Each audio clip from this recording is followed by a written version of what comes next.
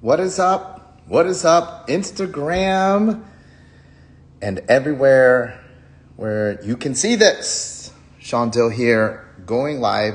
Gonna get Brian Hall in here in just a second. Super excited to be launching today, Elevate Your Game. Super excited to be jumping into all things spiritual for all of you entrepreneurs. Listen, I know that one thing that we have seen is I've been trying to dive into that spiritual side. So I've asked Brian Hall to join us on a weekly basis, so we could break down all of the cool stuff that you guys need to know. There he is, Pastor Brian Hall. Welcome, welcome, What's welcome to your brand new show. Our show. Let's do this. Hey, I want to start off a little bit light today. We're going to be jumping on every single week. Well, I don't know if it's light. I want to give some foundational stuff. I want to start off a little bit with your story because I want to introduce you to the world. I want people to know who is Pastor Brian Hall and how come Pastor Brian Hall doesn't have a church, a brick and mortar church, if you will. Where's your church and how did you end up here, Brian? Oh my gosh. This is man, how long do we have? This is I'm a big believer that, anyone can speak, but you have to earn the right to be heard. And so, this is why a story is so powerful. Your story, your testimony, your message. And for me, my story was I never thought I was going to be a pastor. I never thought that I was going to be a coach. I was a drug addict, alcoholic, sex addict, lost everything in bankruptcy, had a child at an extremely young age, had mouth cancer. Actually, probably the first person that ever OD'd on steroids. Yes, I used to be big, Sean. I used to have muscle and look really good. Now I'm this little weenie, I hit rock bottom. I was at a place of rock bottom. And sometimes I found that, you don't know that God is all you've got until God is all you have. And I was in that place. I was at rock bottom. And so, I hit rock bottom and I remember, I don't tell this story a lot, but I'm going to be very vulnerable and open in our talks. But, I just snorted 22 lines of coke. Cocaine was my drug. That was my drug of choice. And this was over 20 years ago. And I snorted 22 lines of coke, some painkillers, smoking J's and drinking. And I remember laying out in my property, my family's property here in Kentucky. And I just remember asking God to come into my life. I actually said, God, if you're real, come into my life and change me, use me in a way that you've never used anyone before. And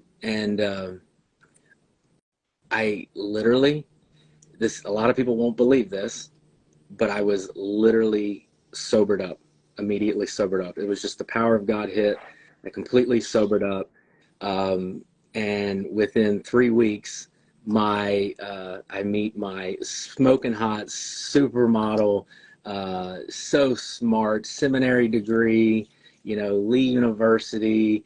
I mean, she just was literally came out of the womb and, she was called into the ministry. Me, I was a hellion and I was the opposite of that. And I literally, being raised middle school, high school, I wanted to be a cop, and then I wanted to be a Navy SEAL, and I was into, mixed martial arts and fitness and all that stuff, and that was the road I was going down. And I hit rock bottom, and God, I'm a big believer that God, if he can get you into your destiny, it always equals other people in their destiny. And so our objective in life, our goal is to get into our God purpose, our God destiny, because ultimately it's not just going to elevate us, it will elevate other people.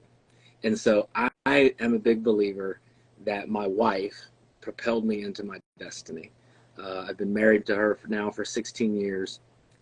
We dated for a while. But the first day she met me, she said, "I'm going to marry a pastor." And I looked at her and I said, "You are crazy. That is not going to happen." And she said, "You watch, you see." And so she got hired on at a mega church here in Kentucky.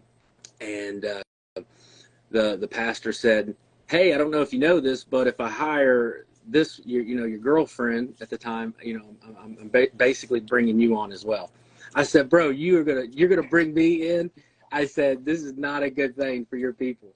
And so he throws me in with the middle school boys, and my Lord, I cannot stand middle school boys. Man, I tell you, they are the hardest kids of all time. And they're the only people when you're preaching, they raise their hand. And I'm like, I'm preaching. You don't raise your hand when I'm preaching. This isn't question time. And so they threw me in with the middle school, and God just did something, Sean, that was just miraculous. He moved. He moved, and I didn't know what it felt like. I didn't know what it was about. My wife helped me and taught me, and she's done everything for me. She's my life. I love her so much. And because I'd be dead. I'd be in jail or dead if it wasn't for my wife. And so we go to the middle school. The next thing I know, we have like 20 middle school boys, and then it's like within months, it's over 100 middle school boys. Then like people in the main church are coming to my service, and then like God is moving and blessing it, and it's just crazy. And I'm like, oh my gosh, this is awesome. I remember when I first started, I told Tracy, I'm like, babe, I got to preach a sermon. What are you talking about? I got to get on stage. Like, what are you talking about? And I would have to write down my prayers on a piece of paper. So when everyone would close their eyes, I'd be like, Jesus, can you watch it? It was crazy. And then, so then we went to middle school. I went to high school. I went to college. Then I became an associate pastor, an executive pastor. Then I became a campus pastor. Then I became a lead pastor. Then I started planting churches. And then God gave me a big dream to start the Cincinnati Dream Center. And so I started the Cincinnati Dream Center. A lot of people know it by the LA Dream Center. It's one of the biggest nonprofits in the world. I mean, it's just humongous. They're doing miraculous things. And I said, I want to do that here in Cincinnati. So we started it. We stepped in faith. I went to, sorry, I'm talking a lot. Is this okay? Yeah, that's what it is. It's a show for you to talk. And so I said, okay, I'm going to go to the ghetto of Cincinnati, and it's Lower Price Hill. Okay, it's the worst area in Cincinnati. I don't care what anybody says. I've been everywhere in Cincinnati doing ministry. Lower Price Hill, people die every day, drug overdoses every day. It's the worst area. And I said, I'm going there. And so I go down there by myself. Now, everyone's told me don't do this, okay? Because I'm the only white guy going down here into the ghetto, okay? And I take some waters, a case of water, and I see some dudes playing basketball, and I'm like, you know what? I'm gonna go shoot some hoops. I'm gonna go play some basketball with these guys. So I walk over, say, hey guys, you thirsty? Want some water? They take the water. Next thing I know, I'm playing basketball with them a couple weeks later. Next thing I know, we're having a small festival there a couple months later. Next thing I know, 6 months later, there's over 700 people there, and we're having a huge festival. Then within 2 years, I have parks all over, festivals going all over the city of Greater Cincinnati, Kentucky, Indiana, all these different states. This thing blows up. We're serving over 10,000 people on a weekly basis, where we have hundreds and hundreds of active volunteers. God is moving in a miraculous way. I literally, just from going down and offering some guys some water, now we're serving drug addicts, alcoholics, homelessness, human trafficking victims. We're running ministry 24/7. God shows up. Next thing you know, everything's great. I'm living the high life. I'm on top of the world. I'm traveling. I'm teaching people how to do this. And then almost 6 years ago now, I get a God dream. A God dream. I'm like, God, I'm living the dream. I don't need anything else. I am happy where I'm at right now. And he goes, so I wake up and I start writing down what he wants me to do. And he wants me to walk away from the church that I've done for years, the Dream Center, that I built with my own hands, blood, sweat, and tears. And he wants me to coach, be a spiritual coach, pastor, and mentor celebrities, influencers, entrepreneurs, and CEOs. And I said, that is crazy. Why would I do that? I have a great life. I do not need to walk away from this. And so I did what everybody would do, Sean. I did what you would do. I didn't listen because it was too crazy. I didn't want to step in faith and do that. And here's the thing is God moves by our faith. God literally moves by our faith. That's what's so awesome about God, because it's scary, because it's freaky. And the thing is the bigger the dream, the crazier it may sound that people will laugh at you, is when God says he comes into it and things start happening.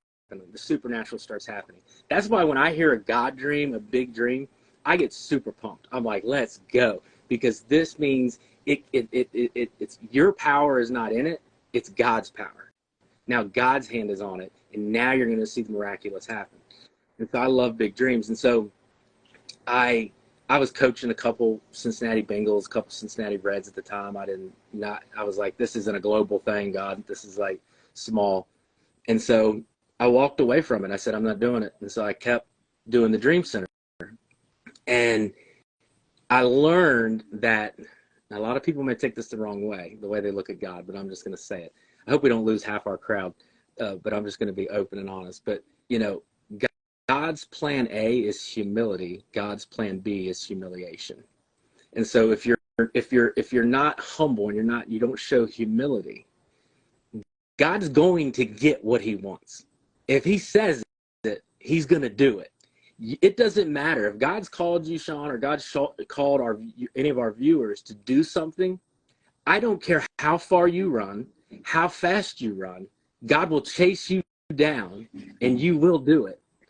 And so I go to Lower Price Hill, our main campus, and I'm preaching a Thanksgiving message to hundreds and hundreds of people, and it was we were handing out turkeys after the message, and I thought, I'm going to dip. I'm going to sneak out back, get in my car, go home. This is a really bad thing to do. You shouldn't do this. If you're a leader, you should actually scrub toilets and stay and hand out turkeys, but I didn't. And so I wanted to get home to my family. And so I go to the my security takes me to my car, and I get in my car, and for some reason I didn't start the car. And I just took a second. My security went in, and this I'll never forget it, red SUV pulls up, and this guy jumps out, and he pulls a gun out, and he just brother, this probably wasn't 10 feet. He just pulls the gun out, and he unloads the whole clip. And after I crapped my pants, I think, I didn't crap my pants, but I probably, if I did, I wouldn't tell you, but so you told us you did 22 lines of coke. You can tell us if you crap your pants. I crap my pants.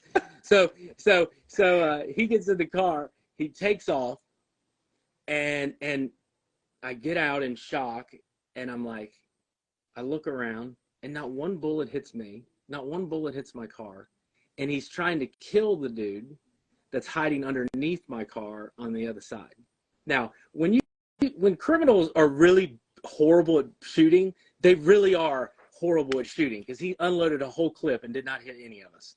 Okay, so he takes off, and I'm thinking to myself, I'm in shock. I call my wife, I call my mentors.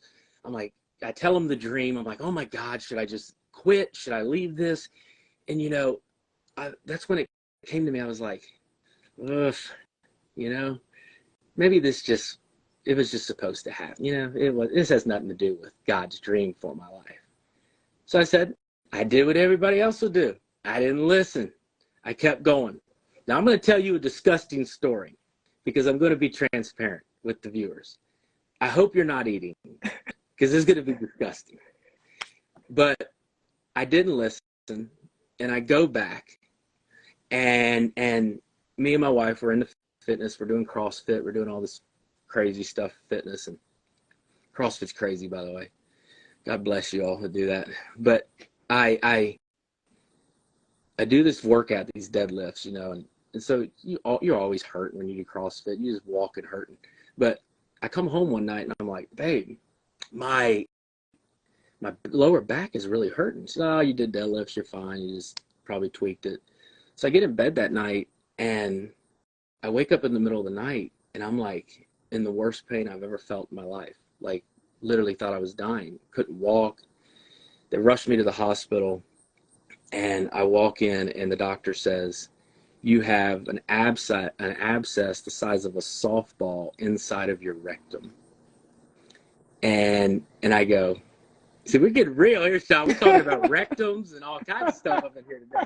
So, you know, the size of a softball. But here's the thing. He says, after the surgery, you're going to be bedridden for 3 months. And I'm like, I'm the face of this organization now. Never, here's the one thing I've learned, never build the freaking organization on your face. Like you gotta get creative, because if you build it on your face and you fall, everything falls. And so I literally was so mad at God. I laid in bed for 3 months. I watched every Netflix, every Amazon series, every movie, just so I didn't have to talk to God. I was so mad at him because I thought this was what he wanted for me.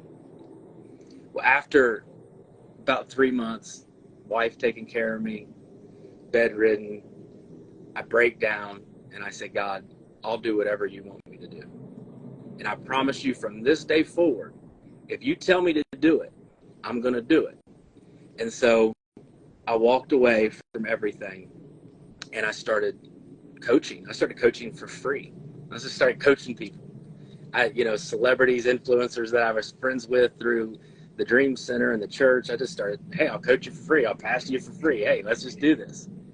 And next thing I know, they start telling their friends. They start telling their friends. The one thing you'll notice about my coaching is you don't see me promoting a lot. I don't have to promote a lot just because of testimonials. Testimonials are huge. When you give, especially when you do it for free and you're coaching people and giving your life to someone, investing your life into them, mentorship is wisdom without the wounds.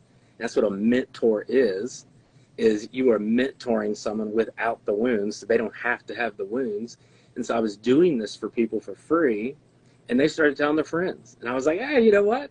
Maybe I ought to turn this into a business. Maybe I ought to turn this into something, a spiritual coach. Never heard of it, and people desire it. People desire, more than just church, more than just, I'm going to show up on Sunday, I'm going to get the good word, and then I'm going to go home and I'm going to live like a hellion all week and struggle all week and not be able to talk to anybody, not be able to understand anything. A lot of people don't understand the Bible. They don't understand the reading. They don't understand the scriptures. They don't understand what it means. They don't understand the theology, the background. They don't understand none of it. They just get a word and then they go home and they're like, go get them, champ, be a winner. God loves you. I prayed for you. And that's not, I wanted to be more than that. I wanted to invest in people. I wanted to give away my time, my talent, and my treasure. And I wanted to mentor and love on people and coach people and pastor people. And so it blew up. And now I understand that God was telling me that if you'll reach the celebrities, the influencers, the entrepreneurs, the CEOs, you're going to reach more people than any church has ever reached, because you're reaching their following now. If you reach them, you're reaching the hundreds of millions of followers they have. So invest in them, love on them. And so that's what I did. And now 6 years later, I have coached over 1,000 of the biggest name influencers, celebrities, entrepreneurs, and CEOs all over the world. And it has been a life-changing thing. I've seen people from the worst of the worst come out to the other side. I've seen people that their lives have just literally just transformed right in front of me. And I'm living my dream. This is what I do full time now. This is my office right here outside, listening to the birds chirp, and do calls all day. I have 13 calls today with clients, and then 2 conference calls. So it's just, this is what I do all day. I love it. I wouldn't change it for the world. And it's really, there's not a church in the Bible, okay? People were like, well, I'm going to church. I love the church, okay? I go to church. But when you talk about church, the church is not a building. The church is people. That's what the church is. And so there wasn't like, hey, everybody in the Bible, we're going to church. Let's all go to a building and have church. That wasn't the church. What's great about the church is it's community, and it's a bunch of believers that can come together in community and worship the Lord. What I believe is we are the church, and we should be the church. And the Bible says that go into the highways and byways and compel them to come in. And so basically what I'm doing is going into the highways and byways. I'm going out and I'm being the church, giving people the good news, giving people hope, and loving on people, serving people. And God continues to bless it. I don't deserve it. And he just continues to bless me and my family because we're doing it and stepping in faith. And you know, God is good, brother. God is good. God is great. And this is just the beginning. And even with you, Sean, you and me start. I mean, tell them the story of how we met. I'm gonna stop talking, like you talk for a second. Tell them how we met. Well, wait, before we do that, I wanna hit a couple things from your story. Good. I wanna get your opinion. First of all, for everybody, we're here every single week, same time, right here on Instagram. We're gonna get this pushed out into other channels to accelerate Brian's purpose. And so we appreciate you leveraging your influence. Tell other people about this program. Tell them to jump on. Lives could be changed. You never know. But that's you just doing your part to support Brian's mission. This, in a small part, is me doing my part to support Brian's mission. But also, I think there's a great synergy, a great crossing, because there are so many struggles that entrepreneurs face. You know, I work with service providers, and you know, the struggle for trying to create a business, to create balance, to create a healthy relationship in your family, while trying to create a thriving business. But then also, oftentimes it's that spiritual element that gets left behind. And, you know, I want to make sure that those of you out there that, you know, long for that you have a resource in Brian.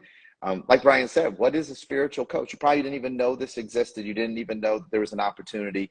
You didn't know that on a random Tuesday in the morning, you'd have an opportunity to come and get your fill, get some guidance, get some wisdom and mentorship from Brian. One of the things I loved about your story, and you and I have talked about this in the past, so I'd love to get your take on it. Very few people that would consider themselves a pastor could open up by telling about the time that they were doing 22 lines of cocaine.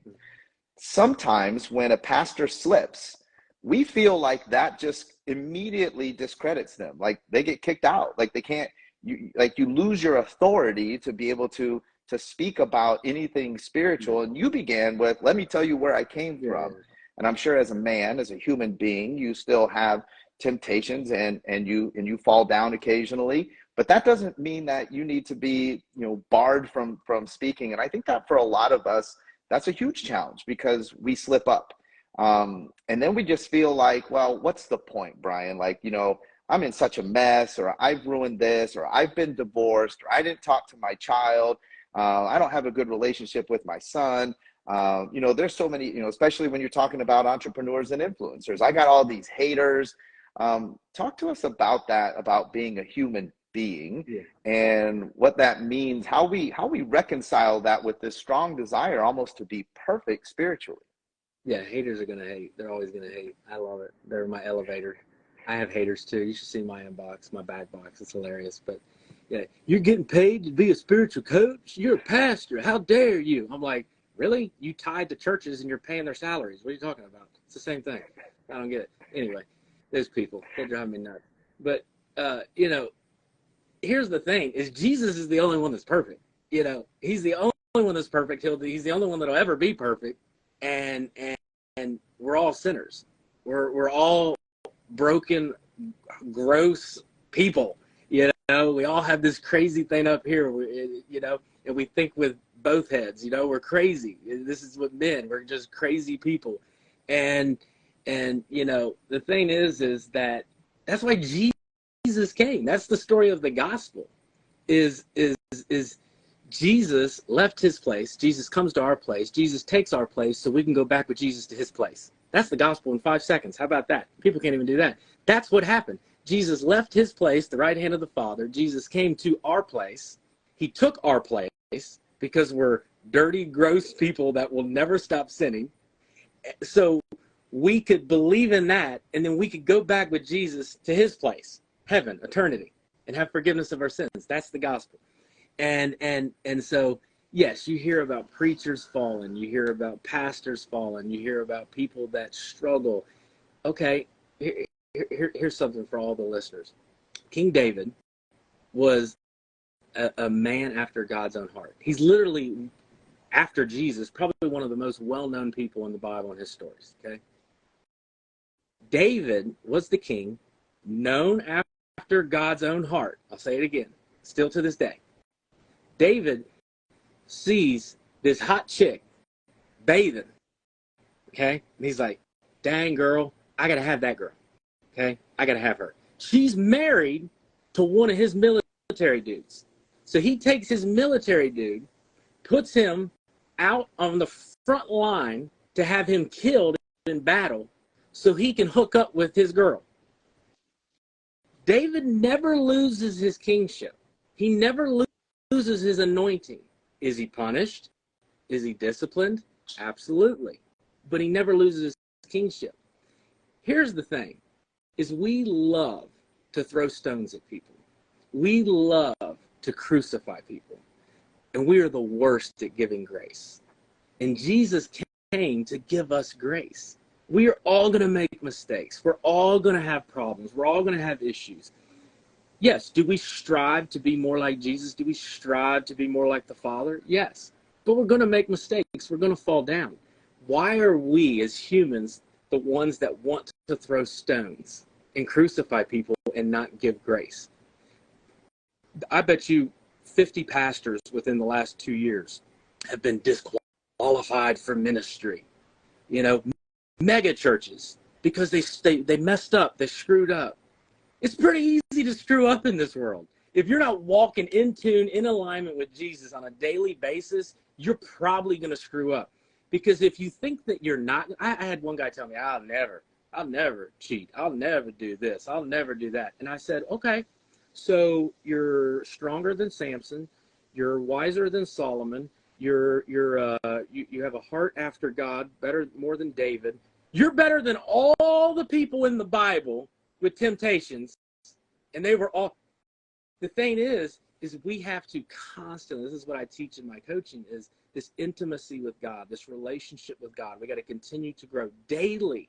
The Bible says, here's the crazy thing, is like, if you say you don't pray for a week, or a few days, say you don't pray for a few days, you probably won't feel the impact. But don't pray for a week and you'll become weak, and you'll become weaker, and you'll become weaker. And the thing is this is why we pray. This is why we have an intimacy with God. This is why we have a relationship with God and grow with him, because we need him, because we can't do this on our own. We have to have a higher power, a supernatural power that is walking with us, because it's impossible to do. I mean, do I struggle? Yes, I struggle with everything. I learned way back 20 years ago, this is just me, I'm not talking about anybody else, but you got to know your own struggles. If you struggle with lust, if you struggle with pornography, if you struggle with these type of things, then for God's sake, don't hire some hot chick as your assistant. That's the stupidest thing I ever heard. You're going to be sleeping with her. It's like, let's be real. Like, hire a dude. You know what I'm saying? Like, so for me, it's like, I hire a guy. I don't want the temptation. I don't want to step in that area. I like a glass of wine. Okay. Sorry. Crucify me. We could have that debate on alcohol another day, but I don't drink liquor. I just don't. It's just my own conviction. It's my own personal conviction. I don't care if anybody else drinks that. I just don't, because I know that I'm like Will Ferrell in the movie. Like, I'm going streaking down to the quads past the gymnasium, if I drink liquor. That's not me. I'm not going to. So I think we have to get to a place, Sean, where one, we're growing in intimacy relationship with God, because we have to, or we're going to screw up. Okay. I don't care who you are. If you do not have an intimacy with God, you're not growing with God, you are going to screw up.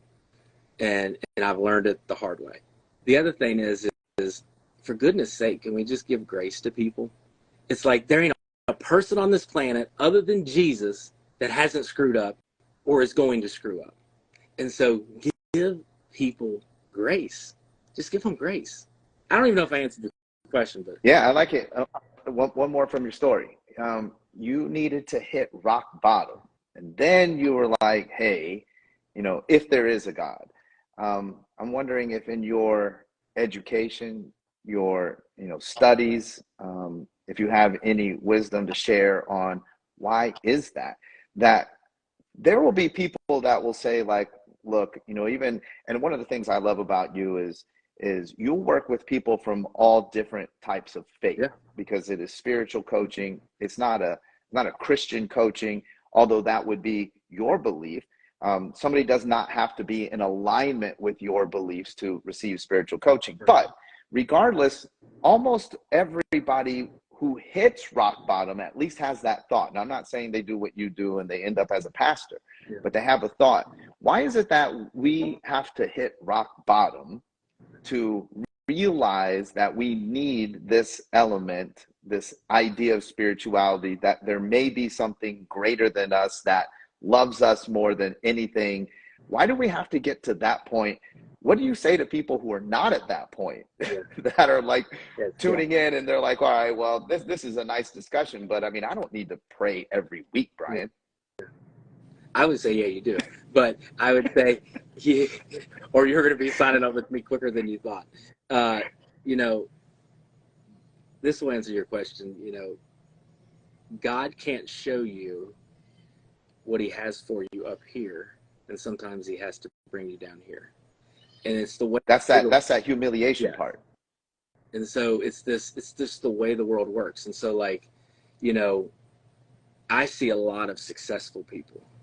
I work with a lot of successful people that, you know, they lost everything and then they hired me. And we have to go through this process of, why did I lose everything? Well, number one is God wasn't even a priority in your life. And he couldn't even show you anything because you were so blinded by the success and the fame and the money and on and on and on and on. And at the end of the day, God says, well, hold on, I'm the one that gave you all that. And I'm down here. I'm not even on this here, you know? And so God sometimes, and this is why we have to come to everything with humility, is God will take us down here to get our attention. Now, biblically even speaking, and even in the stories of the Bible, we can even talk about Job. I mean, sometimes it's a test. And a lot of people, what they don't understand is here's a little, and I'm going to get a little deep here, but, you know, when you were taking a test in school, did the teacher come and talk to you? No. When the student is taking a test, the teacher is silent. And a lot of people struggle with this. And a lot of people are in a test. And how do you get the answers to the test? Is you got to go through the test. But while you're going through the test, you're building that intimacy and that relationship with God. And I have found that a lot of people, they're missing the mark when they're like, because my thing is like, I'm talking to all the viewers today, anybody that hears this, like, you don't want to hit rock bottom. You don't want to go to this place. If you don't want to go to this place, for me, this is what I do as a spiritual coach, is then we need to get in tune here. We need to get in tune here with the Father. And let's talk to him. Let's build a relationship with him. Let's get to know him. Because if you don't, and you're just living your life, doing your thing, ultimately, a lot of people they drop. They hit rock bottom. And so, for an example, I have found that, so biblically, kind of the alignment with everything is God first, family second, everything else third. And when I say family, it's your wife or your husband, then your kids, by the way. Because I have to make this very clear, because a lot of people are like, well, I love my kids more than I love my husband, or I love my kids more than no, that's not biblical. God, your significant other, kids, and everything else. That's how it's supposed to flow. Well, a lot of people, if you get that out of whack and you get that out of alignment, whatever God is blessing you with this week, this month, next year, could be cursing you next week, next month, or next year. And the reason it could be cursing you is because you are out of alignment. You are out of alignment on how God created us to be and how he created us to do life. And so I have people that come to me and they're all jacked up, man. They got issues. And I find out that it's like kids first, you know, everything else second, business second, wife third, and then God fourth.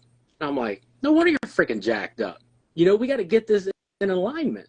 And the thing is once we get those in alignment, everything in their life changes. Not just their business or their marriage, their kids, their relationships, just everything in their life, their health, everything, when that's in alignment.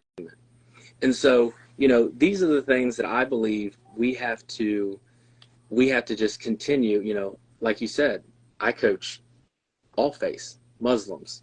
I've had atheists. Believe it or not, atheism is actually a religion now. So it's like it blows my mind. It's like atheism. They don't believe in God, but it's a religion now. So anyway, but I have all of these people that I've coached, that I coach, and that have actually their lives have been transformed and changed forever by meeting Jesus. And so, so yeah, did that answer your question? Yeah, and then I want to end with this question here. We're going to cover, you and I have talked, we're going to be here every week. We're going to cover all kinds of topics. You brought up, you know, what about alcohol? You know, that's why I don't want to work with Brian, because I know the first call, he's going to tell me you have to stop drinking. What about even, you know, can we play cards? Can I go out on Wednesday and gamble $5 on my golf game? You know, that's, you know, I don't want to get in trouble with Brian because of that. You know, I want to talk about a lot of the misconceptions, and I want to relate it. This show is going to be related to entrepreneurs. And you work with a ton of entrepreneurs. Give me some of the misconceptions as we wrap up, misconceptions that people have spiritually, that they don't want to embrace the spiritual side because they have these misconceptions, and they feel like if they do this, it might screw with their business. What are some of the, you know, the alcohol, gambling, dancing, you know, some of the religions that have very strict rules? Those are the easy ones that are more social. Well, what are some misconceptions that people may have business-wise that kind of keeps them distanced from a relationship spiritually? Well, I think all in all, people are turned off. I mean, the church has decreased year after year just because people are turned off by religion. And, you know, religion is not what I'm doing. Religion is when, you know, back in the day, our parents and their parents, and even churches today, it blows my mind how they still do this, but it's about religion. They look at God as a dictator, and he's up there with this ruler. He's like, oh, Sean, you drink a bourbon? Sean, you smoked a cigar? You went gambling? Smack, hit you with a freaking ruler. You know what I mean? Like, he's this dictator, these rules, these regulations, and da da da da da. And so it's this turn off. We don't want nothing to do with it. Like, we don't, like, oh, you're going to talk about this at church today? We're not going. You're going to talk, you know, it's a turn off. And the thing is that's not the God we serve. The God we serve is a loving Father, a Father that loves us so much. And he wants to bless us. He wants to do life with us. He wants to take care of us. He wants to elevate us. He wants us to get us in our purpose and our destiny and our calling in this life. And I think a lot of people are pushed off because, like, why would I want to be in association with something like that? You know, I mean, I literally, when I started a nonprofit, Sean, when I started the Cincinnati Dream Center, it was a faith-based. And so we had these casinos and everything in Cincinnati, all these big business. I mean, we have Fortune 500s all over Cincinnati. And I'm like, how can I get these people? So I went back. I started a second nonprofit. I called it Cincinnati Dream Works. And it was a secular doing the same thing I was doing with the nonprofit, the faith-based. In all the casinos, everybody from the businesses came, and then both of my nonprofits mingled, and then they all became close friends, and everybody, and then God came in all of it. But that's the problem, is no one wants to get involved in the religious because we're all looking at it as this God, this dictator, these rules and regulations. Now, in the Bible, I call it principles. I call it God has all these principles. And if we live by these principles, our life's going to be better. It's just a fact. They're going to be better. It's not this, you got to do this and you're going to pay the price if you don't, or if you do this. That's not the God we serve. And I think if we get back on track of realizing that God is a loving Father that loves us so much. He adores us.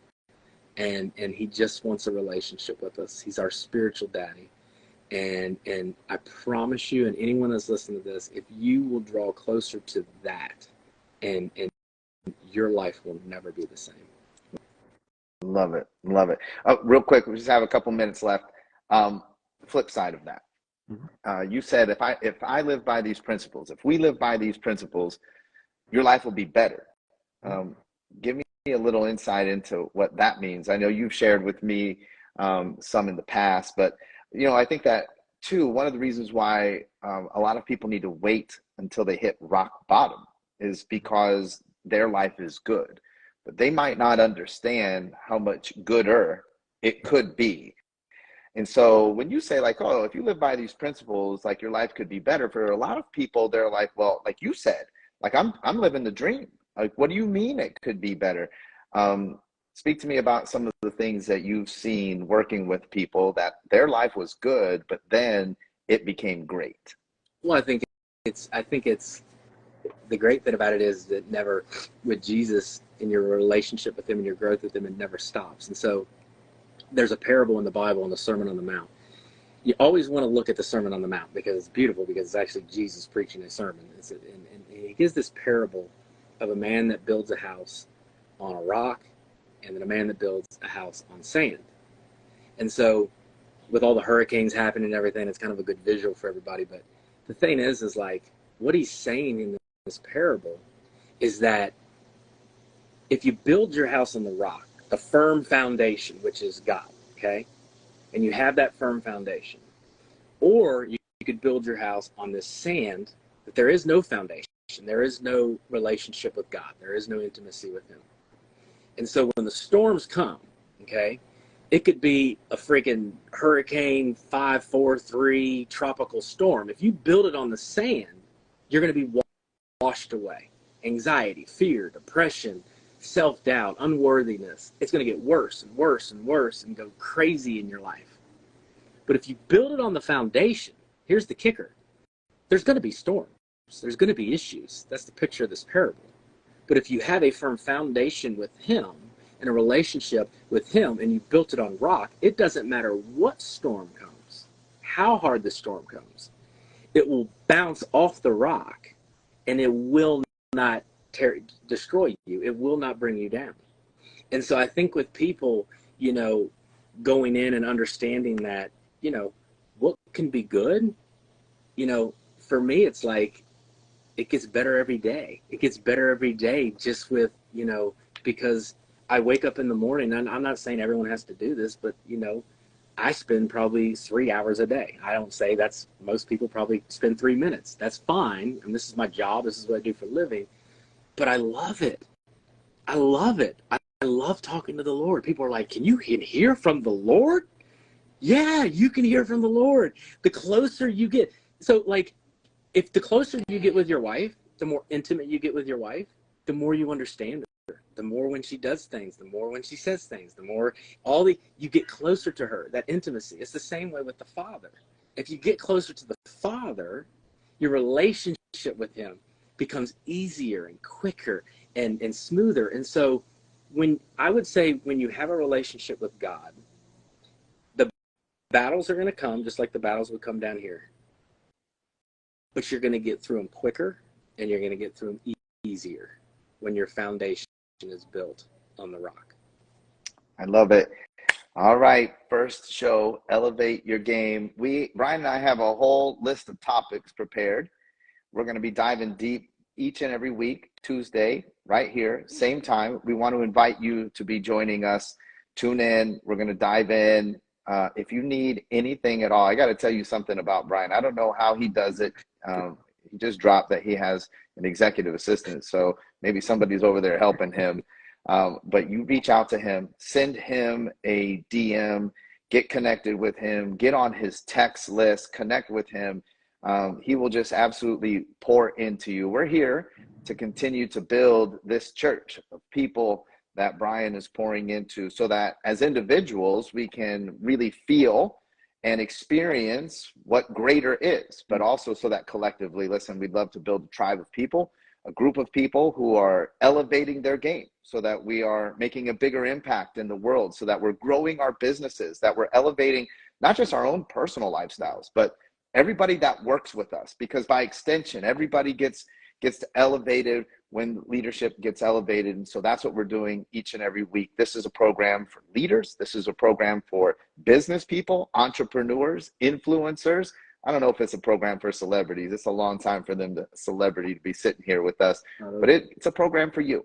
And so I hope that you'll continue to tune in each and every week. Brian, great start to the program, my friend. Love you, brother.